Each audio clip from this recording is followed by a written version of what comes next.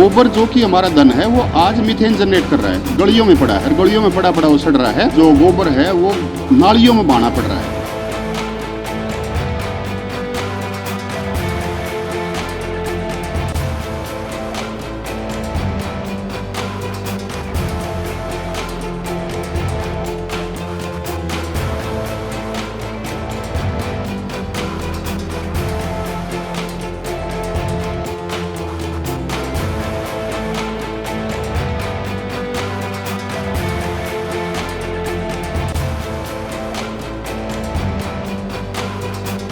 तो हमें जगह जगह पे इसकी ईंटें बना के, इसका उत्पाद बना के और फिर इसकी मार्केटिंग करनी पड़ेगी। ये जो हमारा धन है वो तो वेस्ट जा रहा है और विदेशियों की चीज़ के पीछे पागल होके उनका सामान खरीद के उनको धन दे रहे हैं अपना। नमस्कार। जहां लोग एक तरफ आधुनिकता की तरफ बढ़ रहे हैं, बड़े बड़े टेक्नोलॉजिकल डेवलपमेंट्स किए जा रहे हैं, वहीं कुछ ऐसे लोग भी संसार में मौजूद हैं जो आधुनिकता तो कर ही रहे हैं, लेकिन ऐसी आधुनिकता कर रहे हैं जो ह्यूमन रिसोर्स के लिए काफ़ी बेनिफिशियल है। मेरे पीछे जो आप तस्वीर देख रहे हैं, मेरे पीछे जो आप ये पोर्ट्रेट देख रहे हैं, कई तस्वीरों में आपने पोर्ट्रेट को देखा होगा। हूबहू ये पोर्ट्रेट कहीं भी नहीं है। ये बता दूं कि ये पोर्ट्रेट तो क्या, ऐसी अगर मैं बात करूं तो ये मकान भी आपको कहीं नहीं मिलेगा। ये इस वक्त मैं बात कर रही हूं रोहतक से ही। रोहतक में एक ऐसे शख्स मौजूद हैं जिन्होंने समाज को सुधारने का, समाज के पर्यावरण को सुधारने का, लोगों को समझाने का एक ऐसा बीड़ा उठाया है जिसमें गोबर का घर बनाया गया है। जी हाँ, ये बिल्डिंग पहली बार पूरे वर्ल्ड में, जो ये लोग जो ये डॉक्टर साहब भी हैं जो दावा कर रहे हैं कि पूरे संसार में ऐसी आपको पहली ही बिल्डिंग मिलेगी जहां पर इस तरीके से गोबर से पूरी लिपाई पुताई कर रखी है। हालांकि अगर मैं बात करूं तो फिलहाल ये जो पोर्ट्रेट है या ये जो पिक्चर दिख रही है, इसके बीचों बीच एक चीज़ मेंशन है जिसमें ये लिखा हुआ है गोक्रीट। अगर इसको विस्तार से समझाऊं तो गो यानी कि गाय, क्रीट यानी कि गाय के गोबर से बनाई गई ईंटें, जिसका मकान आप सामने देख रहे हैं। बेहतरीन पिक्चर, मोर के पंख फैलाते हुए कि उसी के साथ ही दो गाय का पोर्ट्रेट आपको नज़र आ रहा है। इतनी बेहतरीन तस्वीर शायद ही आपने कहीं पर गाय के गोबर के साथ इस्तेमाल करती हुई देखी होगी। साथ ही चलते हैं तो पहले आपको मैं पूरा जो बनाया गया है, अगर बिल्डिंग की बात करूं या इस मकान की बात करूं तो देखिए साइड पर जो पोस्टर है वो पूर्ण रूप से शीशे का है और जो लिपाई पुताई कर रखी है, पेंट वगैरह कर रखा है, जिसका नाम जो है, इस झोपड़ी कह सकते हैं, इस घर को कह सकते हैं, लिखा हुआ है माता वैद कौर गो स्वर्ण महल। गाय का स्वर्ण महल, गाय का सोने का महल, जिस पर अगर लिपाई पुताई देखिए तो ये किसी गांव की तस्वीर नहीं है। ये भी मैं बता दूं, किसी गांव की तस्वीर नहीं है। रोहतक शहर में इस तरीके का बीड़ा उठाया गया है कुल मिलाकर, जहां पर लोगों को पर्यावरण की सीख देने के लिए ईंटें भी गाय के गोबर से बनाई जाती हैं। ये जो इधर आप ईंटें देख रहे हैं, कैमरामैन को कहूँगी आपको ईंटें दिखाएं, ये बाकायदा ईंटें गाय के गोबर की बना रखी हैं। साथ ही अगर मैं अंदर चलूँ तो गाय के गोबर से सिर्फ इसीलिए नहीं कि गाय के गोबर को जो है मोटिवेट करना या फिर लोगों को सलाह देनी है, सीख देनी है, बल्कि इसलिए क्योंकि अगर बाहर के टेम्परेचर की बात करूँ और अंदर के टेम्परेचर की बात करूँ तो जी हाँ, इन टेम्परेचर्स में फ़र्क है। अब मैं अंदर आ गई हूँ तो मैं अगर कैमरामैन को कहूँगी भी तो यहाँ का टेम्परेचर बाहर के टेम्परेचर से काफ़ी कम है। जी हाँ, अगर बाहर अभी तकरीबन देखिए पसीने भी आ रहे हैं और अगर मैं बात करूँ तो बाहर 45 डिग्री टेम्परेचर है और अब जो है टेम्परेचर अंदर ही इतना कम है कि ठंडक का एहसास भी इस मकान में हो सकता है। गर्मी में ठंडा और ठंड में गर्म, ये जो है गाय की विशेषता भी है, गाय के गोबर की विशेषता भी है। हालांकि लोग जो हैं कई ये भी बातें करते हैं कि क्या होगा इससे, इसकी क्या विशेषता है, लोग ऐसे ही भक्ति में लीन हैं, लोगों में समझ नहीं है, ऐसी कई बातें आपको सुनने को मिलती हैं। अंदर चलते हैं तो पूर्ण रूप से आपको दिखाते हैं। यहाँ पर पेंटिंग वगैरह भी जो है फिलहाल की गई है। देखिए जहाँ पर अभी कैमरा पड़ रहा है वहाँ की मैं बात करूँ, देखिए यहाँ पर पेंटिंग वगैरह का स्वरूप भी आपको दिख रहा है। अंदर चलते हैं तो पूरा मकान दिखाते हैं, पूरा ऑफिस जो कहा जा रहा है बनाया गया है, हालांकि गाय के गोबर से ही। तो कुल मिलाकर यहाँ जिन्होंने ये कार्य किया है, अपना इस तरीके का योगदान दिया है, प्रकृति को सुधारने के लिए, पर्यावरण को सुधारने के लिए, तो उन्हीं से ही बातचीत करेंगे। सर, सबसे पहले तो देखिए, हम तो जानते हैं, दर्शकों को एक बार अपने नाम से रूबरू करवा दीजिए। डॉक्टर शिवदर्शन मलिक जी। सर, सबसे पहले तो आपका स्वागत है। और इस तरीके का आपने कार्य कर रखा है, तो आपके माइंड में क्या आया था?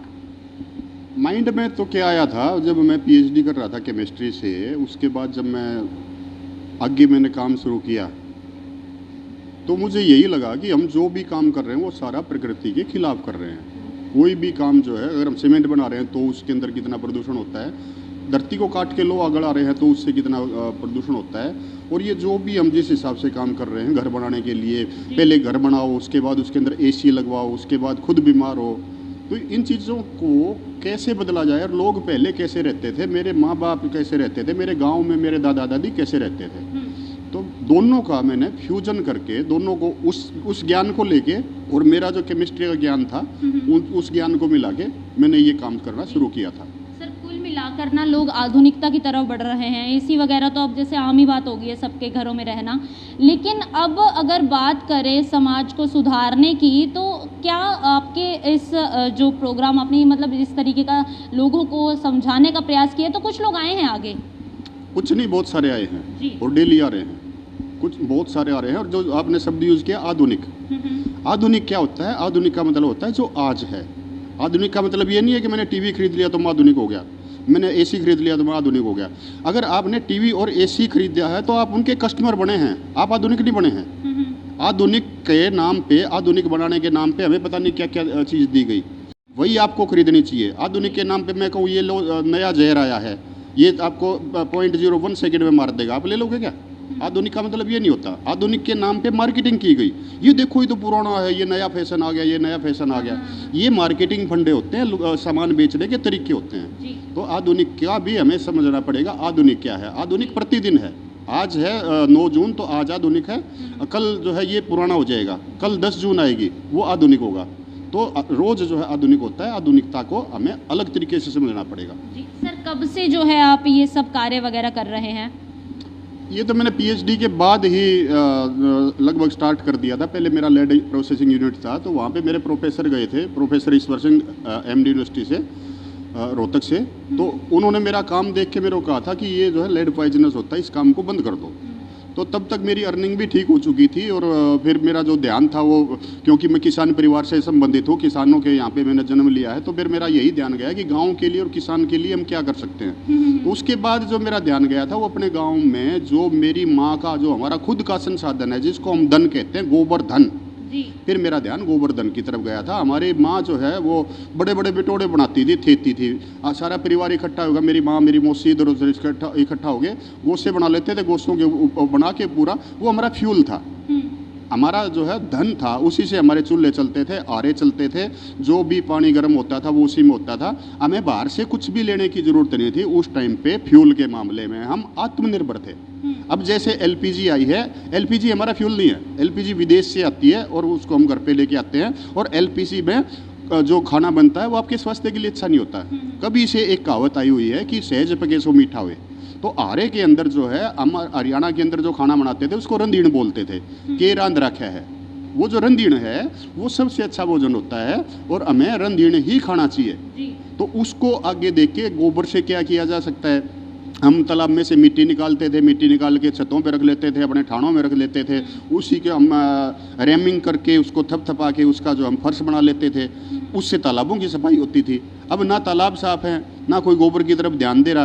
गोबर जो कि हमारा धन है वो आज मीथेन जनरेट कर रहा है, गलियों में पड़ा है, गलियों में पड़ा वो सड़ रहा है, शहरों के अंदर वो सीवर को ब्लॉक कर रहा है। कल ही मेरे पास कलकत्ता से फोन आया था, हमारे पास इतनी गायें हैं लेकिन हमको तो मजबूरी में जो गोबर है वो नालियों में बहाना पड़ रहा है। आज सुबह ही मेरे पास डॉक्टर शालिनी मिश्रा का फ़ोन आया चकोलिया से, वो झारखंड से। उनके पास प्रतिदिन 40 टन प्रतिदिन गोबर निकलता है। जी प्रतिदिन 40 टन गोबर निकलता है। वो हालांकि उन्होंने मेरे से सीख के हमारे यहाँ पे ट्रेनिंग लेके और एक कमरा बना लिया, लेकिन अब वो आगे की रास्ता ढूंढ रहे हैं कि हम इसकी मार्केटिंग कैसे करें। तो हमें जगह जगह पे इसकी ईंटें बना के, इसका उत्पाद बना के और फिर इसकी मार्केटिंग करनी पड़ेगी। ये जो हमारा धन है वो तो वेस्ट जा रहा है, और विदेशियों की चीज़ के पीछे हम पागल होके उनका सामान खरीद के उनको धन दे रहे हैं अपना। तो हम अपनी अर्थव्यवस्था को खुद खराब कर रहे हैं, अपने पर्यावरण को खुद खराब कर रहे हैं। हमें सबको अपनी अर्थव्यवस्था और अपने पर्यावरण को बचाने के लिए काम करना होगा। सर, ये जो आपने अभी यहाँ पर ऑफिस वगैरह बनाया हुआ है, ये कब बनाया था? मैं इंग्लैंड में था 2015 में, तो वहाँ से आने के बाद ही मैंने ये काम शुरू किया था।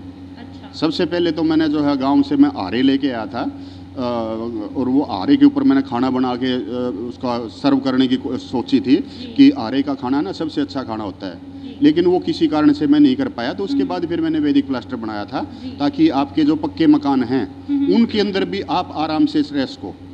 वैदिक प्लास्टर जो है वो दीवार पे प्लास्टरिंग की जगह होता है। आपने दीवार खड़ी कर ली, उसके बाद जो है जो लिपाई का काम करता है, लिपाई का मतलब ही प्लास्टरिंग होती है, वो सीमेंट की बजाय अगर आप उससे कर लेते हैं तो आपके घर में तापमान भी नियंत्रित रहेगा, ह्यूमिडिटी भी नियंत्रित रहेगी, और प्रदूषण का स्तर जो है वो कम हो जाएगा। आपको अभी अगर मैं इस दीवार पे पानी मार के दिखाऊं और आप उसको सूंघोगे तो आपको उसमें से भीनी भीनी मिट्टी वाली खुशबू आएगी। वो जो भीनी भीनी मिट्टी वाली खुशबू हमारे घरों में थी, वही हमारे स्वास्थ्य का राज थी। तो उसके लिए मैंने वैदिक प्लास्टर बनाया था। उसके बाद फिर मैं 2019 में अमेरिका गया था, तो अमेरिका के अंदर मैंने वहाँ के घर देखे थे। वहाँ बोर्ड से घर बनाते हैं, लकड़ी के बोर्ड लेके उनसे घर बनाते हैं। और मैंने यहाँ पे क्योंकि गौशाला में आना जाना शुरू कर दिया था, गौशाला में गोबर का भी देखा कि गोबर के ढेर लगे हुए हैं, उसका हम समुचित उपयोग नहीं कर पाते। तो उससे फिर मैंने जो है ईंट बनाने की सोची थी, बिल्डिंग ब्लॉक बनाने की सोची थी। उसके बाद मैंने यहाँ आके आपने जो एक कमरा देखा ये बनाया। इसके बाद जो है मैंने बीकानेर के अंदर जो है एक और दूसरा जो इसके अंदर कमियाँ रही वो दूर करके कमरा बनाया। और आज हम बीकानेर में ही लोगों को ट्रेनिंग देते हैं ताकि लोग आएँ और अपने अपने गांव में अपने अपने स्तर पे ये काम करना शुरू करें। ये जो ईंट बनाने में ना तो पानी लगता और ना इसके अंदर कोई भट्ठी लगाने की ज़रूरत पड़ती। अच्छा। यानी कि एक कैलोरी ऊर्जा की ज़रूरत नहीं पड़ती और पानी की भी ज़रूरत नहीं पड़ती। गोबर के अंदर जो पानी है वही काम देता है, जो गीला गोबर हम लेते हैं और इसको मोल्ड में डाल के सिर्फ धूप में सुखाना पड़ता है बस, और फिर ईंट तैयार हो जाती है। ईंट तैयार हो जाती है। सर, ये आप शिक्षक भी रह चुके हैं, और कितने फिलहाल शिष्य जो हैं आपके इस अभियान में या कुल मिलाकर पर्यावरण सुधारने में, पर्यावरण बचाने में जुटे हुए हैं? अभी तक 80 तो हमारे से ट्रेनिंग लेके जा चुके हैं। 80 में से एक जो मकान पूरा जयपुर में बन चुका है, और एक कमरा महाराष्ट्र में बन चुका है, एक कमरा चकोलिया में बन चुका है जो मैंने झारखंड का नाम लिया। तमिलनाडु से लेके हिमाचल तक ईंटें बन रही हैं, और उधर गुजरात से लेके और पश्चिमी बंगाल तक लोग सीख के जा चुके हैं। अभी क्योंकि लॉकडाउन था तो इसके कारण हमने जो है ट्रेनिंग पोस्टपोन कर रखी थी। अब हमारे पास 130 आदमी जो वेटिंग में हैं। जैसे ही हम ट्रेनिंग स्टार्ट करेंगे वो आएंगे, जगह जगह जाएंगे, जगह जगह कमरे बनेंगे, जगह जगह लोगों को पता चलेगा, आगे काम चलता रहेगा। सर, ये जो आपकी फ़िलहाल टेबल है, मैं टेबल कहूँगी एक बार दिखा दें, इसमें अलग अलग सामान पड़ा हुआ है, ये भी गाय के गोबर से बना हुआ है? मेरे पास सारा यहाँ पे गोबर ही है। ये जो आप देख रहे हैं ना, ये जो मोबाइल वाला मेरा है, ये भी गोबर ही है। ये हमारा आज के दिन क्या है, हम मोबाइल हर वक्त हाथ में रखते हैं, लैपटॉप हम यहाँ पे रख के बैठते हैं। उससे जो है ये स्लो कुकिंग करता है। हमारे स्लो कुकिंग यानी कि धीरे धीरे हमारे हाथ को भी गर्म करता है, हमारे शरीर को भी गर्म करता है। उससे हमारे जो टिश्यूज़ हैं उसको डैमेज होने का खतरा रहता है। हमारा सारा काम मोबाइल पे, लैपटॉप पे है, तो हमें अपने आप को प्रोटेक्ट करना है।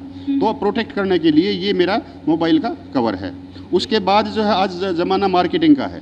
मार्केट के अंदर अलग अलग उत्पाद कैसे बना के बेचे जाएं। ये जो है, ये आप देख रहे हो, ये भी गोबर है। ये पत्थर का जो है, हाँ, ये पत्थर नहीं है, ये गोबर है। गोबर अच्छा। जो है जब हम उसको जलाते हैं 800 डिग्री 900 डिग्री के आसपास, तो उसकी जो ऐश है, राख जो बोलते हैं, वो फ्यूज हो जाती है, पिघल जाती है। पिघलने के बाद वो इस फॉर्म में आ जाती है, इसको खंगर बोलते हैं। अच्छा। तो मार्केटिंग जो करने वाले हैं वो इसको 2000 रुपये किलो बेच रहे हैं। अच्छा। ये 2000 रुपये किलो, हाँ। इसको वोल्केनिक रॉक का नाम देके, और जो ये एक्वेरियम वाले हैं और ये जो फाउंटेन्स वगैरह हैं उसके नीचे इसको यूज करते हैं। ये जो है, ये तो हमारा खुद का, मेरी मासी के हाथ का बना हुआ उपला है, गोसा जिसको बोलते हैं।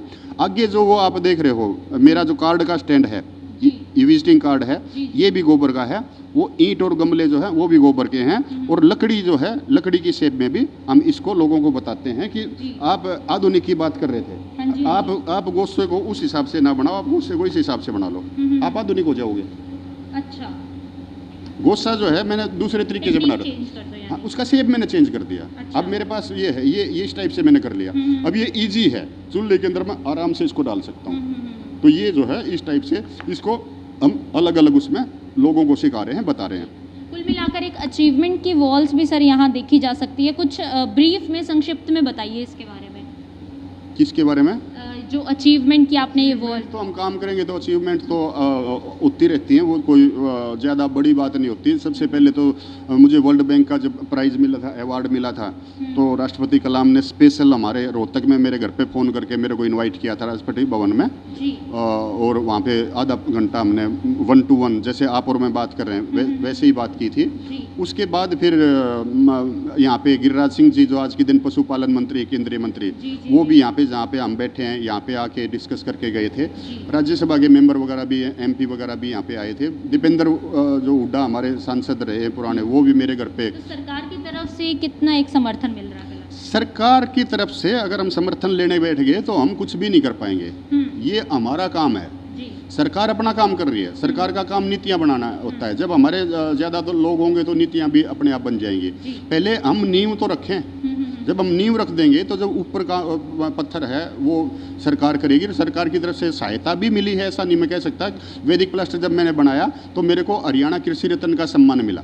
1 लाख रुपए का जो चेक दे रहे हो, और ये जो फोटो आप देख रहे हो राष्ट्रपति कोविंद का साथ मेरा जो है वो, और ये जो है आगे जो आज के पशुपालन मंत्री हैं वो, जी। तो सरकार की तरफ से भी ठीक काम कर रहा है। लेकिन मेरा जो मुख्य उद्देश्य है वो ये है कि मैं अगर सरकार की तरफ ही देखता रहूँगा तो मैं कुछ भी नहीं कर पाऊँगा। ये मेरा प्रोजेक्ट है, ये मेरा सपना है, मुझे ये पूरा करना है। अगर मैं कहूँगा कि सरकार मेरे लिए कर दे, सरकार मेरे लिए वो कर दे, तो वो शायद मैं कहीं ना कहीं संकल्प ले रखा है यानी। तो कुल मिलाकर अगर मैं बात करूं तो यहाँ पर फ़िलहाल पूरा हमने आपको ब्यौरा दिखा दिया किस तरीके से यहाँ पर ऑफिस वगैरह गाय के गोबर से, शुद्ध गाय के गोबर से जो है बनाया गया है। और अगर टेम्परेचर की बात करूँ तो फ़िलहाल मैं आपको 2 यहाँ पर टेम्परेचर मापने के, बाहर का और जहाँ पर अभी हम मौजूद हैं वहाँ का, ये फ़िलहाल बाहर का टेम्परेचर है। अभी एट प्रेजेंट जो आप वीडियो देख रहे हैं, एट प्रेजेंट ये फ़िलहाल टेम्परेचर है। और अगर मैं दूसरा टेम्परेचर दिखाऊं कि अभी अंदर का क्या टेम्परेचर है, तो उसमें और जो अभी आपने टेम्परेचर देखा उसमें आपको फ़र्क साफ पता चल जाएगा। टेम्परेचर में देखिए कितना फ़र्क है, 33 डिग्री फ़िलहाल यहाँ का और वहाँ का 45 डिग्री, यानी कि 12 डिग्री का जो फ़र्क है आप साफ कुल मिलाकर देख सकते हैं। फ़िलहाल ये जो अगर मैं बात करूँ तो ये पूरा अपने ब्यौरा जो है हमने आपको दिखा दिया। फ़िलहाल ये गाय के गोबर से मकान जो है बनाया गया है।